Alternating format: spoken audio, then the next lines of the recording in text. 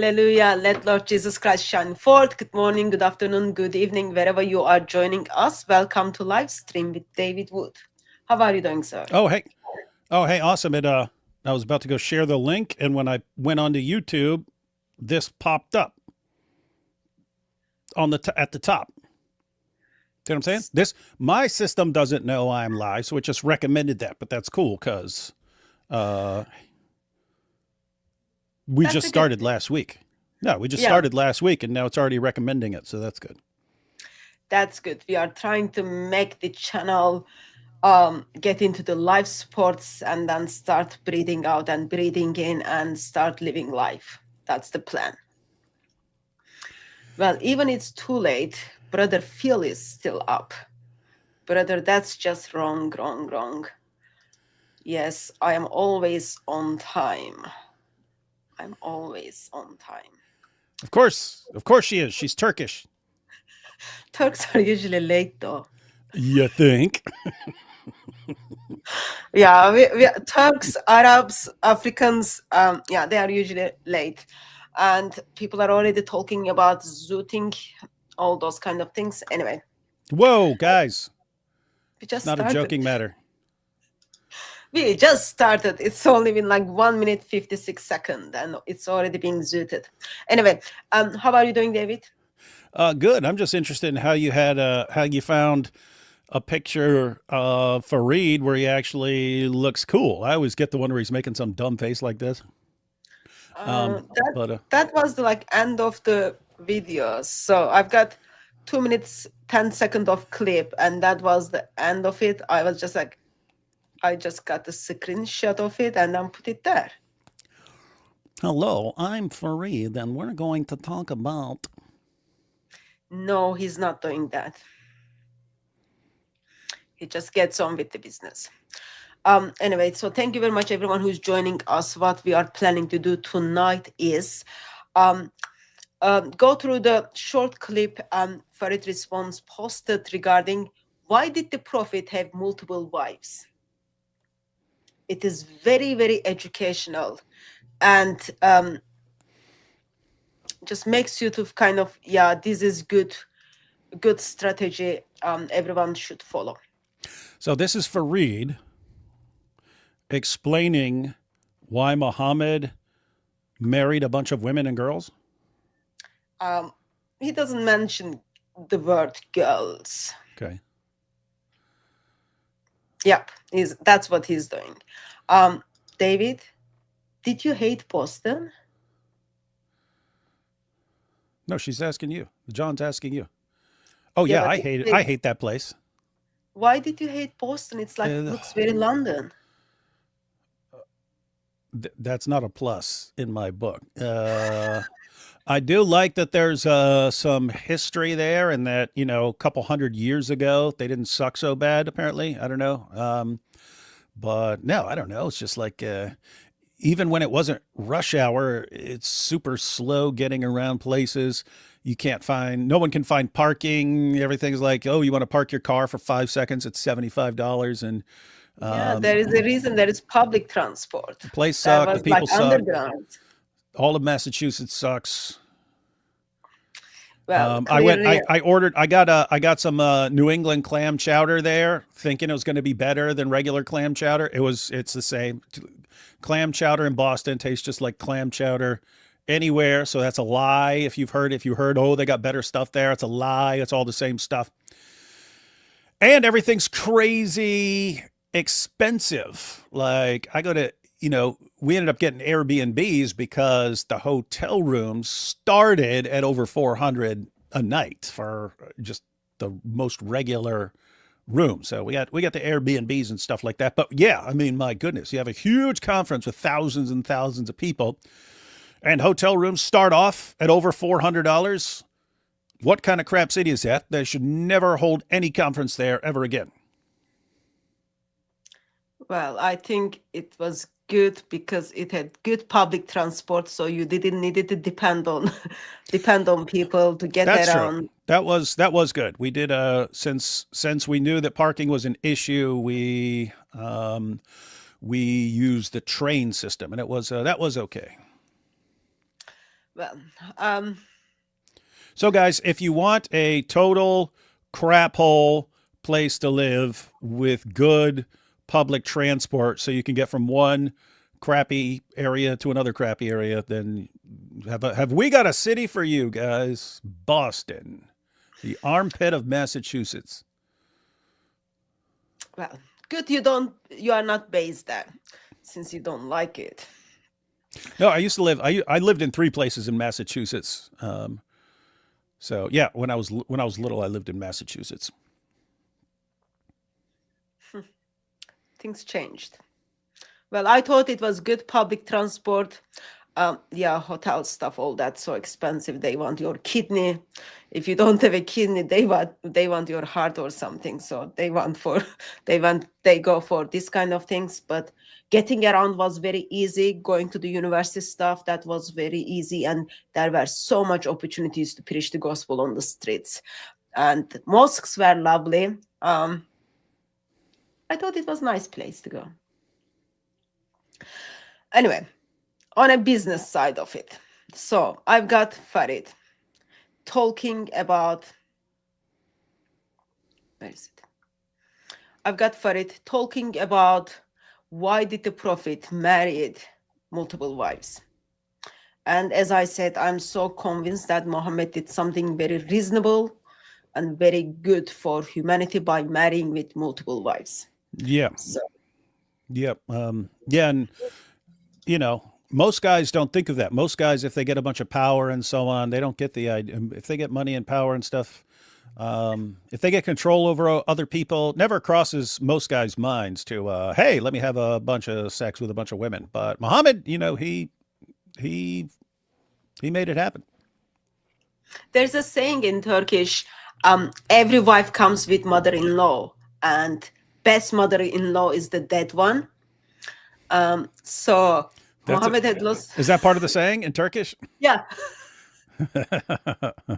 like when you go to the bazaars, they screams like, best mother-in-law is the dead one stuff. So Muhammad had lots of mother-in-laws. Um, Seems he never had any problems with those kind of things. Okay, um, let's watch the clip, and let me know whenever you want me to stop, because it's very, very educational, and I'm sure he's misrepresenting nothing in his teaching. So why did Rasulullah marry multiple women? When we just list their names out, maybe it's not too clear. But when we look into their origins, their tribes, there's something interesting going on here. Initially, if you look here, from Quraysh, all the wives are from different sub-tribes. You got Taym, Adi, Umayyah, Banu Makhzum, Banu Amr, Amr bin Amr bin Lu'ay. As opposed to this is Amr bin Sa'sa. What Yeah? what In is any this? case, Was he Quraysh, some was he inspired? Was he inspired by Ali Dawa's wife to start Right. using a dry erase board? Dude, the point of the dry erase board is if you don't want to talk, man. You're Or doing it he all just, wrong, man. Pick one. Pick one. Either talk to us, or put everything on a dry erase board. You're doing both. And what the heck? This guy's been a YouTuber forever. This is your setup, dude. This is your setup. Some chicken scratch on a crap whiteboard that looks like you got the cheapest one. No, I don't know. Okay, I am more concerned about the awesome information that he's going to share. So tell us why Muhammad needed to bang his first cousin Zainab, Farid, because there has to be a good reason, because that's why Daniel and all these other guys are defending it. the wives are from major tribes like Banu Makhzum and Banu Umayyah. These were Oh two wait, was this for tribes. political alliances to unite everybody under Islam? Is that where he's going? yeah. Ah, shocker. Why are you surprised? Just because I Don't. mean I've been hearing that forever, and it's a situation where you look at the sources and it'll be Muhammad heard about how hot this woman is, and they're like, Muhammad, she's so smoking hot. She's only fit for you because you can't let someone else have her because she's so hot. And then Muhammad be like, oh yeah, bring her to me. And he's like, yes, you're mine. Yes, you're mine. Ha ha, I got the hottest woman. And then And then 1400 years later, Muslims are like, oh, and he understood that he could form a political bond with her family. It's like, where is that? Where did the source say that? It said all sorts of stuff about him seeing how hot she was. Why not that? It's like, so like his first cousin Zainab, she's married to his adopted son. When does he get the brilliant idea to form this political alliance? Oh, when he sees her practically naked. And he's like, oh my goodness, that's what she looks like under that thing. Oh my goodness, I gotta have her. Oh, I need a political alliance with my first cousin. The heck. Anyway, sorry to interrupt. We didn't even get to his point, but I was hoping he wasn't going here. How long have you been doing apologetics to Muslims? A little bit in prison in the 90s, just because there are Muslims in there, and we'd start talking, and I'd start looking up, and they give me their pamphlets and so on, and I'd read them and then respond to them and so on, and then much significantly more so when I met Nabil in 2001, so doing it there, but nothing official, and then probably 2003 or 2004, somewhere in there, I started writing for Answering Islam. So that's when I'm actually like putting out content. Then started blogging, and then like whatever it was, 2008 or whatever, started YouTubing. Okay, so clearly not yesterday, right? That's right. Because I'm curious, why would you expect them to come up with a new answer, David? You're right. I mean, I always hope for the best. Hatun's making a point. Like, okay, if you've known these guys forever, why are you going to think they're going to come up with something new when they never do? I mean, we literally call everything they say the Dawa script, because it's just like it's all been like scripted for them. And anyway, yep, you're right. I'm ashamed. I should have. I mean, imagine, guys, the same thing happening over and over and over and over and over and over again. What's going to happen next? What's going to happen next? Oh, probably the same thing that's been happening, right? So it's not only there is no new argument, but in this setting, he's teaching this to people. It's not like, okay, this is the answer I will use towards Christians or critics of Islam. He is still teaching this argument, which goes against the teachings of Islam, to his followers. That's a disappointing, actually. But yeah, that's what we have here. Okay, let me play again. No, that thing where they're saying Gitmo and stuff like that. And I was thinking, hey, Fareed, you know what you should do, man? You should set up like this in a cave, and it'd be like Osama bin Laden when he was posting his videos and stuff like that. And you could kind of dress like that, but be scribbling on the wall of a cave. You got to do something that's better than that, man. You got to do something that's better than what you got here, because that's just terrible. This is terrible YouTubery. He could have a like bigger whiteboard. I used to take similar size of whiteboards to mosques. He could get bigger whiteboard, or I don't know, just like do mind map. That would be easier, but probably he thinks content is more important than what it looks like. Or like put a graphic on the screen or something like that. Everything you're pointing to on that whiteboard, you could have make a graphic, and it would look way nicer. I don't know. I don't want to nitpick. You already did. But hopefully he will improve. He will improve. Let's focus on what he says. His opponents to the Muslims, and you got to keep in mind that Quraysh and the Muslims, they were the main opponents of one another for the first for the first half, even more than the first half. The first large chunk of the seerah of the Prophet, peace be upon him, and his call to Islam. Carrying on, Quraysh and Banu Asad, these two tribes are very close to each other. You see Banu Asad allying with Quraysh on multiple occasions, especially in pre-Islam. Banu Amr is actually one of the strongest tribes in the peninsula. At one point, they actually take on like multiple major tribes. Hey, let's pause it real quick, Hatun. So I'm just thinking about the reasoning here. So I'm guessing it's going to be, Oh, this person was from this tribe. Oh, this person was from that tribe. Oh, this person was from that tribe. Therefore, Prophet Muhammad was obviously trying to unite all the tribes by having sex with them all. Just like he united the men of Al Zut. But Unity is important. yeah, definitely. Here's the thing, Fareed. Dude, think about how dumb this is. Everyone was from a tribe back then, Fareed. Everyone. So any hot chick you saw, and you're like, I have to have her. She's mine. Oh, she's from a tribe. That means he was trying to form an alliance with the tribe. Where are you getting that? And he's like, look, they're from all these tribes. Obviously, he's trying to unite the tribes. That's not what these chicks have in common, Fareed. So you've got Aisha here. If I remember correctly, Aisha's father was very close to Muhammad. Yep. They are like brothers. Yep. Matter of fact, that's what he said. Yeah. That's what he said when Muhammad's like, give your daughter to me. I want your daughter, the little girl. Give me the little girl. And he said, what are you talking about? We're brothers. We're brothers. Don't make me hand you my daughter, dude. We're brothers, man. No, we're only brothers in religion. So give your daughter to me. He really needed to do that to earn that guy's loyalty.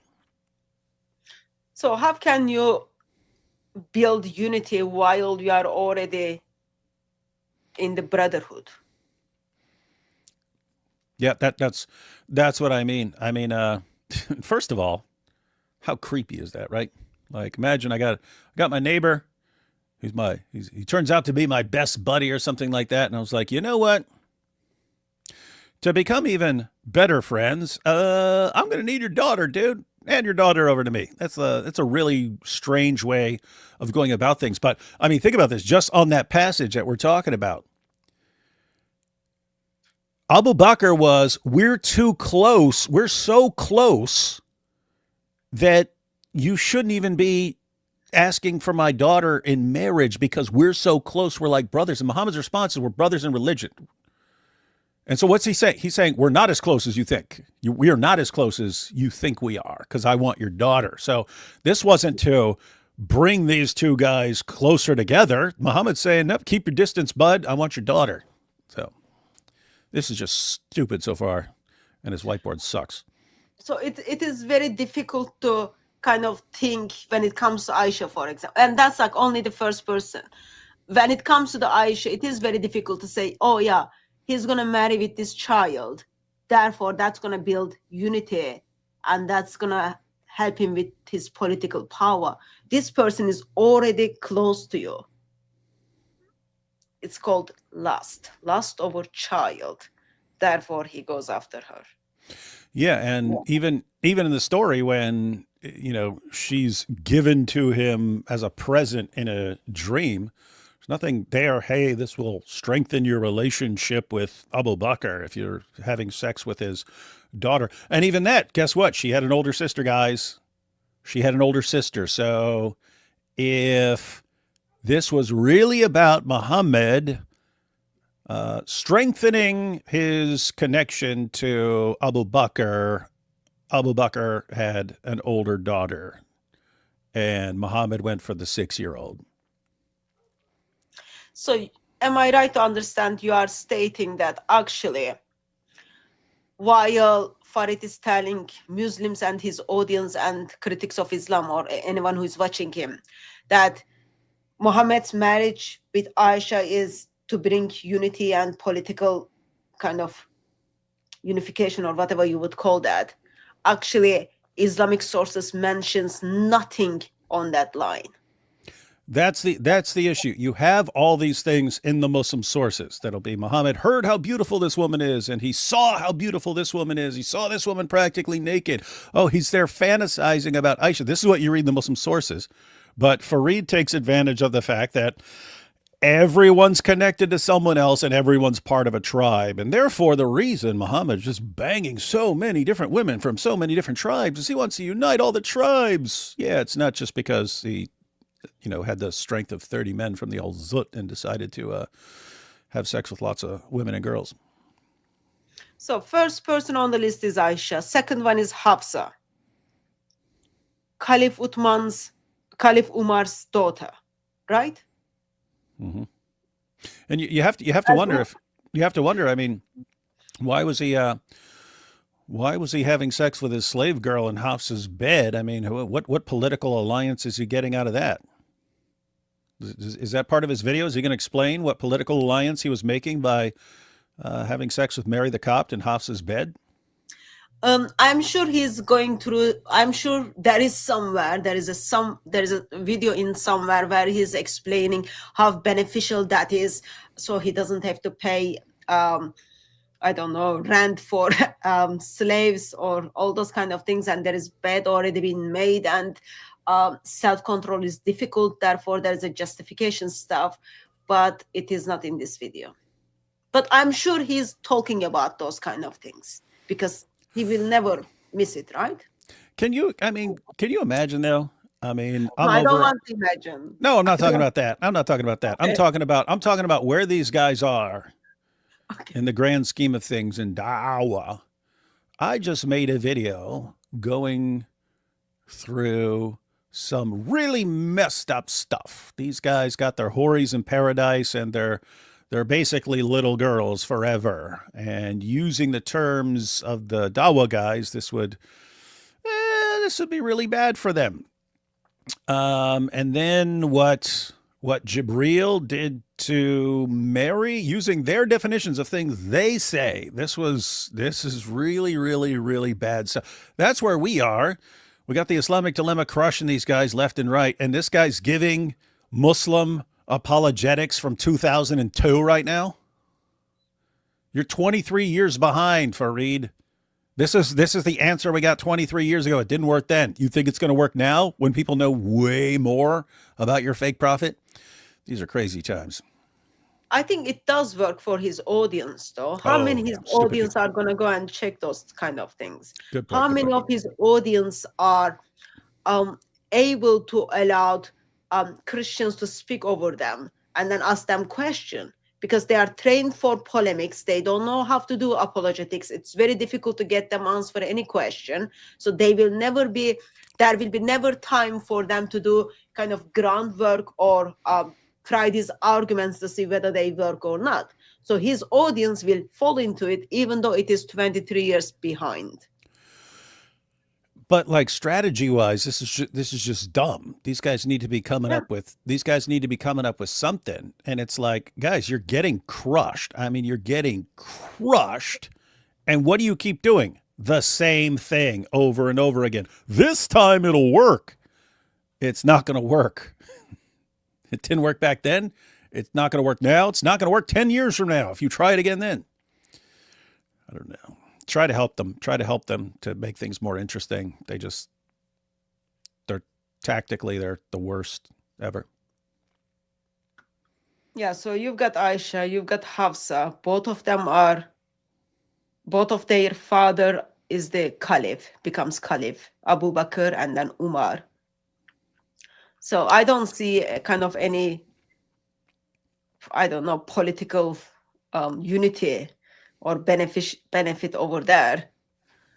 And then you've got Zainab in here. Which one? This is the Zainab daughter-in-law. There were a couple Zainabs. Yep, and then he wrote them just after one another. This is the Zainab in Josh. I can't read that writing, but that's like daughter-in-law. It is interesting. He married two Zainabs, and they got poisoned by a Zainab. Wonder if that's why he fell for it. She's like, "Hey, you just slaughtered my entire family. I want to cook dinner for you." And he's like, I'm not going to fall for this. Wait a minute. Her name is Zainab? Can't turn down a Zainab. What could go wrong? Probably he's thinking, I've got two Zainabs at home. They've been very good and trustworthy, so I should be trusting this woman too. So Zainab is already in the family, right? Yep. That's his first cousin. And if I remember correctly, Hmm. there is lots of benefits of cousin marriage out there. If I remember correctly, when someone is already in your family, you already build the bridges with them. Hmm. There is no need for it to go further. Well, she was doubly in his family. So she's his first cousin. So she's already in his family, but then she marries his adopted son when adoption was still a thing. And so now she's double in his family. She was already his first cousin. Now she's his adopted son's wife. But then he said, you know what? I need to have an even closer relationship. And just shocker, he gets the idea after seeing her practically naked answering the door. And that's when he decided, oh, I need a political bond with this woman. I am sure it is very normal practice that when someone's husband is not at home and you can see from the curtains that person is like looking naked. I'm sure it is normal practice. You simply kind of want to check it out.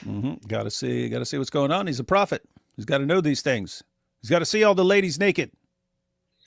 So if I remember correctly, this story is even being mentioned in the Quran, and Allah doesn't give justification for this because there needs to be political friendship or those kind of things. Not Right? one word about that. So, yeah, guys, this is another example where we know what Allah's reason is. We know what Allah says. Here's the reason, and there's not one word about, oh, you need to have some sort of stronger political connection with her tribe or something like that.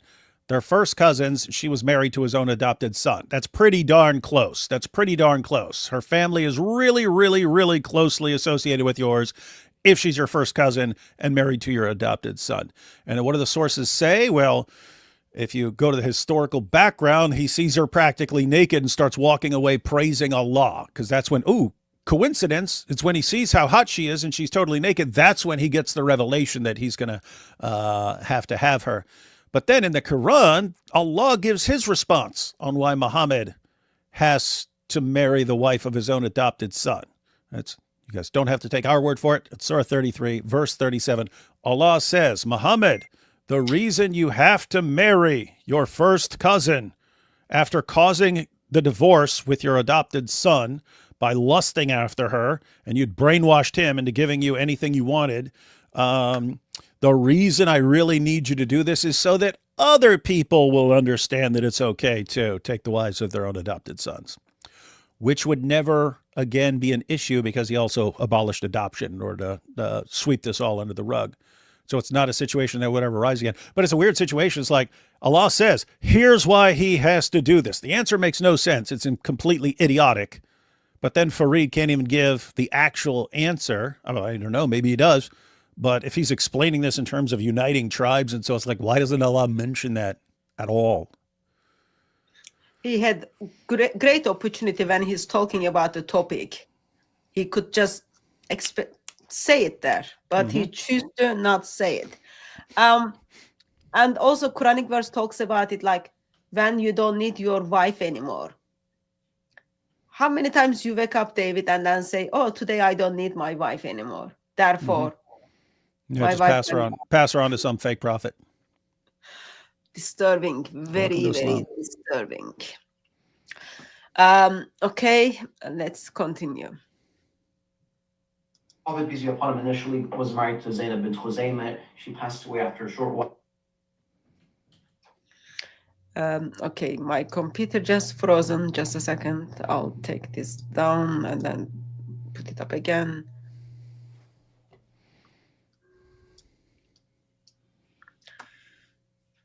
Sorry about that. Let's try it again. I didn't say, inshallah, genies are taking over my computer. That's what happens every single time. he was married to Zainab bint Khuzaymah. She passed away after a short while. Then he got married to Maymuna. She's from Banu Amr. In regards to Banu Mustalaq and Banu Nadir, these two tribes went to war with the Muslims, and the Prophet, peace be upon him, upon defeating both these tribes, he took Safiya and Juwayriya, offered them marriage, and they accepted and converted to Islam and married him. And there was a great blessing, especially for Banu Mustalaq, because the Muslims, upon them seeing that the Prophet, peace be upon him, married Juwayriya, they freed 100 from the captives of Banu Mustalaq. So, Okay. Yeah, that's why he did it. So these non-Muslim tribes goes after Muslims, attack Muslims, right? And Muslims are the one who wins the battle. And then Muhammad has this protecting heart, you know, he learned to protect a child, he learned to protect his daughter-in-law. Therefore, he wants to by having protect sex. this, It's always by having this sex. woman. Yeah. And he wants to protect this woman whose family just got murdered by him and his army. He offers them marriage, and they just like, this is love at the first sight. Did I understand that correctly? That's what happened. As for Reed got hey, he actually looks cool there. That'd be perfect for a screenshot, for a thumbnail. Okay, I can adjust that later, maybe. Oh no, I'm talking about for me. I always have one where he looks like a total idiot, and here he's looking pretty cool. Okay, I'll take the screenshot and then send it to you. But I think this is the moment we simply can say, look can deceive, because he's saying lots of false informations. And his look is just deceiving. He could if he hit the gym and packed on like 50 pounds of muscle, he could play like Leonidas in one of those Spartan movies or something. Hey, Fareed, if you want to get into acting, we're gonna film the music video for AP's Zoot Train song, and if you want to be one of the Zoots dancing in the background behind vocab as Prophet Muhammad, you can do that, man. It would really be good at forming alliances between our conflicting tribes, right? I mean, if your prophet can go around just having sex with all these women to bring the tribes together, then you can be a Zoot in our Zoot music video. Yeah. Then we'll all get along. Just generous sacrifice.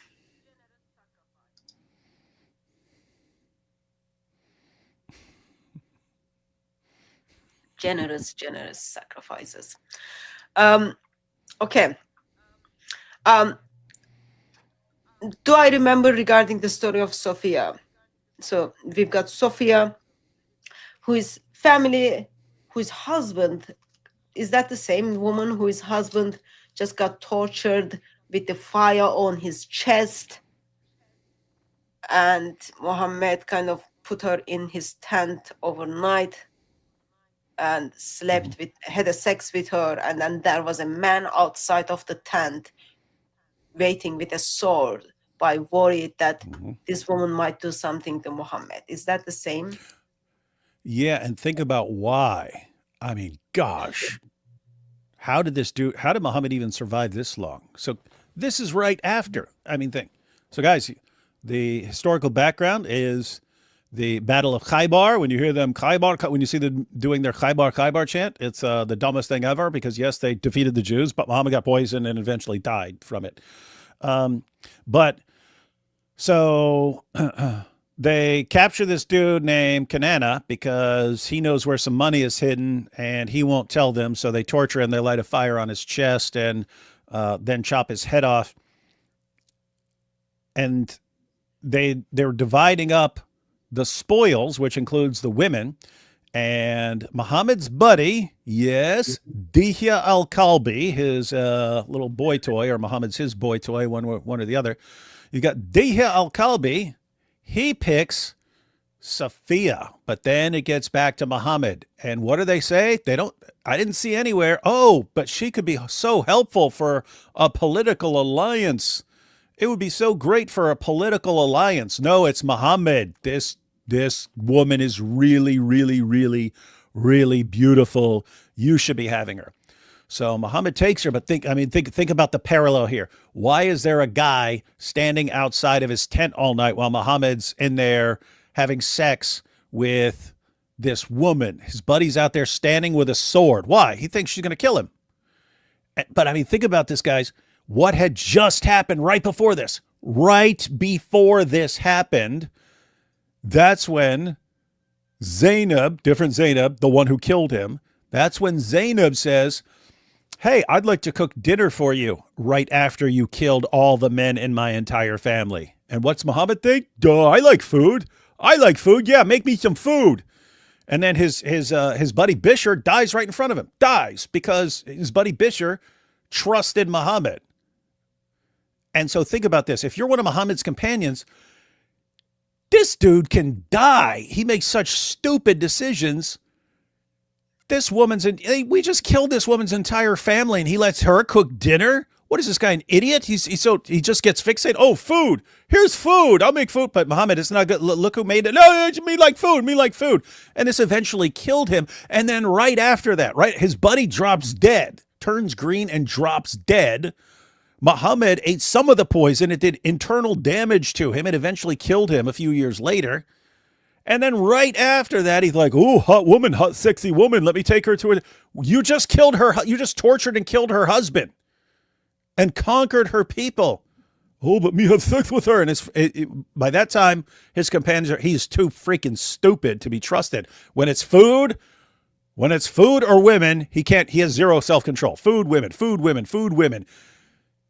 It could be someone who is ready to kill him. And he can't resist. He just can't resist. So fortunately for him, he had his buddy there going, gosh, this guy can't resist when it's food or money. He will accept anything. It doesn't matter how. He could have slaughtered every person in this woman's tribe, and he would still think, oh, gotta have sex with her. But anyway, apparently he decided that that's a good time to form a political bond. So one of the things I'm struggling to understand is, David, why don't you see there was a love at the first sight? Isn't it very common that someone comes and then murders all of your family and tribe and then tortures your husband? You just simply fall in love with that man and his power. Therefore, you are willing to be in his tent overnight. Yep. I have to say that's kind of I don't know. I'm not a woman, but I've heard it's every woman's dream to have an army roll in, kill a bunch of the men, kill all the men in your family, conquer you, subjugate you, force you to pay 50%. No, Jizya is only 2%. No, 50% is what they were required to pay in order to continue living. Tortures and kills your husband. And I mean, what woman's not going to be like, ooh, I really want this guy to take me back to his tent because he is one old creepy dude. There is a tradition talks about how Safiya expressed Muhammad is the man she hated most. So even though after murdering all of her family, and there is no one for Muhammad to build political bridges because he just murdered everyone, Safiya expresses that he's the man she hated most. So there is no way that there was a kind of love at the first sight, as well as there is no way, and there is no one alive for Muhammad to build political connections. Just too much lie. And then you've got Juwaria, is the same story. So another woman whose family is just being murdered, and Muhammad says, I'm gonna take you to myself as a wife. But Hatun, all of these different women and girls that Muhammad was banging, they're all from tribes, and therefore he just wants to unite all the tribes. Yeah, but once you murdered my tribe, there is no one There is no one wants to unite with you in that. Like there is no one is breathing out and breathing in anymore. And then, okay, let's say that might work. All these wives, okay, look at this list. Lots of women in here, okay? How many times they are talking about how they love and support one another? There is a jealousy in this household. Mm-hmm. That doesn't look like, if wives are already jealous of one another, do you think they are gonna go out and then tell their tribes, oh yeah, this woman is awesome in the house, oh, we should build more relationships with her tribe to honor Muhammad? Like, I never been in such a situation. It just doesn't work in my mind. If there is kind of unity and love, you would know, yeah, this person goes out and then talk about you nicely to the other people. But they didn't like one another. They didn't get on with one another. No, They were jealous of they each had other. factions. Yeah, like And they were just, I forget, but I think it ended up being Aisha and the wives on her side versus Zainab and the wives on her side, and they were yeah. like these two competing factions. So there was already division in the household. And we are hearing from Muslim missionaries, yeah, Muhammad is building political connections. Mm-hmm. And I mean, think about how messed up that is, because take someone like Aisha. Suppose we grant, oh yeah, he just needed to have a closer relationship with Abu Bakr, and so, even the sources, Muhammad's like, we're not as close as you think we are, Abu Bakr. Give me your daughter, right? So he's doing the opposite. But suppose we pretend that Muhammad just wanted a closer alliance or closer relationship with Abu Bakr. Muhammad marries Aisha at 6, has sex with her at 9, and dies when she's 18. And he had received a revelation saying no one can marry his wives after him. And so Aisha is a widow for the rest of her life from 18 onward. And it's like, well, why'd you do that, Muhammad? Why'd you do that? Oh, for a political alliance. Oh, so these wives are all just pawns. These wives are all just pawns to you in your political game, and you're just using them for some alliance and then tossing them to the side when you die, and that's it. Oh man, my oldest son said something. I don't know how to use it. I quoted the source earlier today. I was talking about my video that I just posted, and I quoted the source saying that Muhammad married Aisha when she was 6, had consummated the marriage when she was 9, and died when she was 18. And my son goes, "Oh, Aisha expired, so he just died." He goes, "Aisha expired, so he just died." And I was like, "Gosh, that's messed up," but I think I have to use that somehow. She turned 18 and expired, so there's no point in living. She's too old now. Oh gosh. Well, that makes sense because you look at Muslim missionaries. I remember them to talking about like how you need to marry with young and virgin and fresh, all those kind of things. So yeah, after you come to certain age, you expire and nothing to do. So Muhammad is just like, yeah, I'm stuck with this one, so I've got to do something about it. Not very good, isn't it? Mm-hmm. Okay. Let me just continue. He's gonna make the conclusion.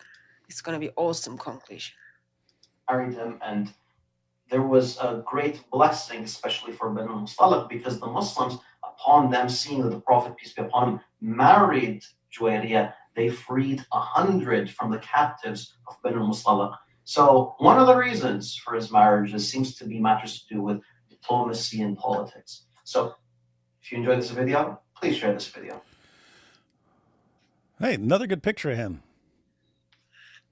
I'll take it for you because we enjoy the video, right? We are sharing it. Yeah, I enjoy this video broadcasting from 2002. Giving us the same Dawa answers from 2002. There is nothing wrong to do time traveling, David. go to the past. Muslims love to live in 7th century. He's actually like much way from 7th century. He's like much generous. He's 21st century. Um, okay, so there is a question. Someone is struggling. This is very difficult. I don't understand why any man would want more than one wife. There will be never any peace. Look at Jacob's family. We don't understand that either. Every wife comes with mother-in-law, and not very good. Yeah, Eric, some guys just like to have sex with lots of women. Islam does something very interesting. Keep in mind, it lets you do all the same stuff. It just gives you an Islamic way of doing all this stuff, right? So you can have four wives, you can have a bunch of sex slaves, you can be trading those for even among your wives. You can divorce this one, get a new one, divorce that one, get a new one. Doesn't matter if she's 7, 8, 9 years old. You're allowed to do all that. So you're allowed to do everything that, any other guy might do, right? You're allowed to do that, but you have to do it in the Islamic way. Islam doesn't teach you like self-control, like you need to be a self-controlled person. It tries to amp up all your desires, right? It tries to make your desires just go through the roof. And then it says, and the only way you can satisfy your desires is in the Islamic way, and therefore do what Islam teaches, and that's how you got these. That's how you make people into jihadis like that. So don't give people self control. Make their desires go through the roof, and then make it so that the system only allows them to satisfy those desires in an Islamic way. And how are you doing it? Well, we're going to go out and fight and kill, and then we're going to take the women as our sex slaves and stuff like that. And that's the way to get what I want in life, by going around making Islam expand and taking everyone else's stuff. The system's like, it's evil and demonic, but it's like made to expand because you're taking people's basest desires, dialing them up, and then making it so the only way they can satisfy those desires is by expanding Islam. And guess what? Islam's going to expand if you get that. Fortunately, it makes people dumb and bad tacticians, and so that's why Islam was eventually stopped from expanding. But pretty evil system. I recently prayed that thank Lord for not giving me all I desired for. That is very, very dangerous. I am seeing that, and I'm not even prophet. I see that as a very dangerous thing. Versus Muhammad steps in, Islam steps in, and then say, here is what you desired. I'll give you more, so you desire more. And all these desires are simply desire of man. Like, look at this list of women.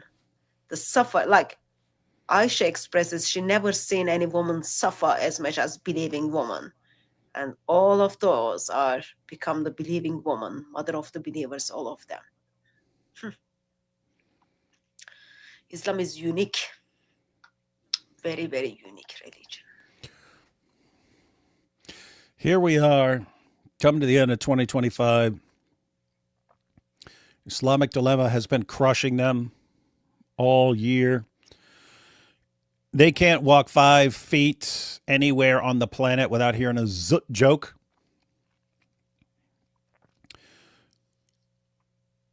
We come out with more and more stuff. These guys are in bigger and bigger panic mode. And what do? Let's go back to the arguments from 20 some years ago that never worked. And this is bad, guys. This is bad. I can't even think of how these guys recover. I find that part is like much more sad than the information he's sharing. You would say, okay, so you all had this time, you are in Dawa circle now. Those are very, very basic arguments, and you didn't come up with anything new. That's like much more sad than like what Muhammad did to these women and their argument. You didn't even, like, seriously. something should have been done. You should have been coming with better arguments. Like, if you don't even have any arguments, very basic principle is you simply go back to Islamic sources and then see the arguments Muslim used. And that's like some of the Dawa gangs are doing, right? Like, they are going, oh yeah, this is why cousin marriage is good. This is why child marriage is good. They are trying to justify it. I have no problem simply if he says, oh yeah, Muhammad had lustful desires or he needed more wife for more sex, then he caused marriage to broken down and then went for it. I have no problem with that because I know that is the justification of Allah to give Muhammad what he is desired for. But you just like making up arguments simply goes against the teachings of Islam, and it doesn't make Islam look good at all. That's sad. It is sad. Total fail for Reed. Total fail. I'll give you an E for effort. You are very generous, David. You are very generous. Okay, that's all I had. That was Farid's video. He simply went against the teachings of Islam and then used the arguments which David identified as over 20 years old argument. And we still don't know why Muhammad went against his own revelation and then married more than 4 wives according to the teachings of Islam. According to missionaries. We know according to the teachings of Islam, but we don't know what is the response to that from the missionary perspective. And overall, sad. Yeah, I mean, isn't it weird that they just Muhammad did all this stuff, and it's like we have to make up noble sounding reasons for him to do what didn't sound noble at all in the sources. And it's like, why can't you just portray Muhammad as he is? Oh, because people won't want to believe in him now because he sounds really, really creepy. So everything he did is like with Aisha. I mean, you've heard them all. Why did Muhammad have to marry Aisha? Oh, because he wanted to solidify his relationship with Abu Bakr. No. It's because he saw potential in her and he knew she would be a brilliant scholar and remember all kinds of things about him. And it's like, why don't you guys ever go with what the sources actually say when you're making up these reasons? And I just have to ask, if you have to constantly make up fake reasons for all the creepy stuff your prophet did, maybe you just shouldn't be defending him. And maybe you should just recognize him for what he is. And if you're ashamed of that, then leave Islam. Okay, I think this is the comment. Let me just put this comment first. We are kings and sons, want more wives in our lives for food security at home and children's security. Now think about that. He's doing the same. He's doing the same thing, but he's talking about the Muslim community. Oh, the reason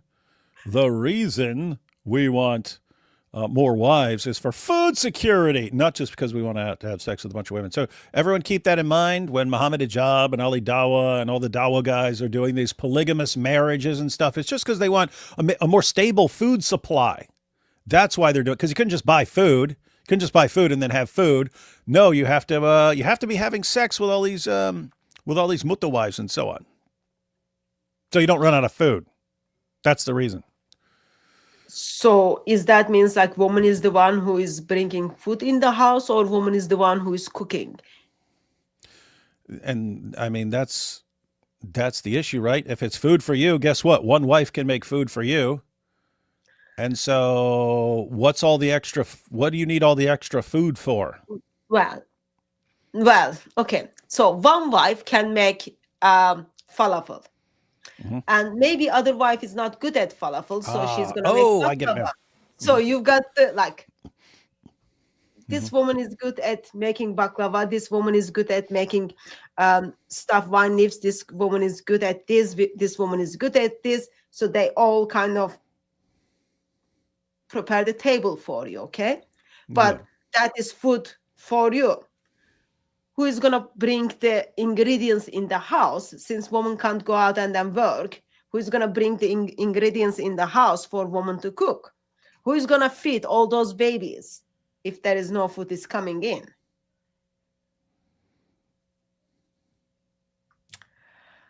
Oh. And imagine like Thanksgiving time, Ramadan, imagine like Ramadan time, okay, joining the iftar.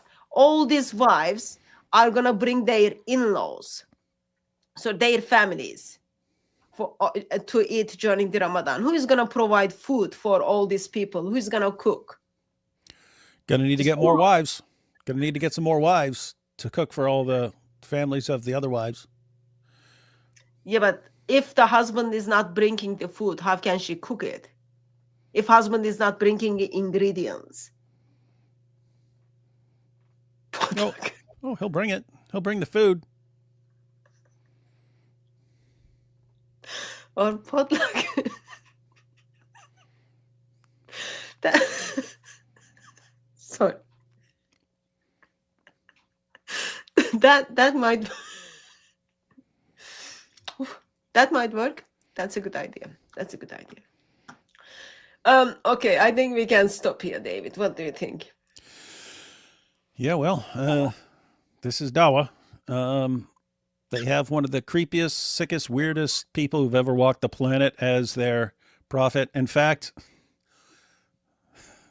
the main response I see for them, from them nowadays is, "Hey, look at what David did when he was 18 and an atheist and a psychopath. Back then, he was almost as bad as our prophet. This is the proof that our prophet is good." It's like, what? You guys compare yourself to an 18-year-old D. You guys compare your prophet to an 18-year-old D. Wood, and he still sucks? It's like, what is this religion? And so, yeah, it's seriously weird to me. They made up all these arguments, perfect preservation, scientific miracles. It's all complete nonsense. It's all been exposed. Now there's no reason to believe in Muhammad. There's nothing. We ask them. They have nothing. You get all these problems. And then, but our sources are filled with all this really messed up stuff about our prophet. Let's invent a bunch of fake good reasons for him to do all this super creepy stuff. And our fake reasons make absolutely no sense. But this will make us feel good about our religion for a little while. Yeah, good luck with that. Good luck with that, guys. So I remember seeing a clip of Mohammed Hijab telling another Muslim that they don't want to confront Andrew Tate because they don't want to give birth to another David Wood. So Islam is very much scared of you, and Dawa gangs are very much scared of you. And now they are even scared of your past because they know your past is much better than Muhammad. And I really don't want to be Muslim. I don't want Muslims to be Muslim if that is their criteria now. And that's very sad. Sad. Rough times. Going to be a rough month and an even rougher 2026. I'm looking forward to see how Islam is crashing more and more. Should all work well. Anyway, I think we will stop here. Thank you very much, everyone who joined us in the chat. Thank you for awesome jokes as well. And thank you very much, David, for joining me. By God's grace, we will see you next week, same time. Mm-hmm.